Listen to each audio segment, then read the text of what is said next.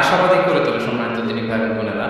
At the same time রমাদান কিন্তু আমাদের জন্য অনেক সতর্কতামূলক বাণী উপস্থাপন। মানে এটা যেমনি the month of hope, at the same time it is the month of warning. দুইটাই আছে, চেক অ্যান্ড ব্যালেন্স। এটা যেমনি হোপ জায়গায় আবার ওয়ার্নিংও আছে। সহিহ বুখারীর বর্ণনা নবী সাল্লাল্লাহু আলাইহি ওয়াসাল্লাম বলেন, মান লাম ইয়াদা কাওলা যুরি ওয়াল আমালা বিহি ফালাইসা লিল্লাহি হাজাতুন আন ইয়াদা তাআমাহু ওয়া শারাবাহু। রোজা রেখে যে ব্যক্তি মিথ্যা কথা, মিথ্যা কাজ মানে পাপ কাজ, অন্যায় কাজ ছাড়তে পারলো না, তার না খেয়ে থাকা, না পান করে থাকাতে আল্লাহর কিছু যায় আসে না।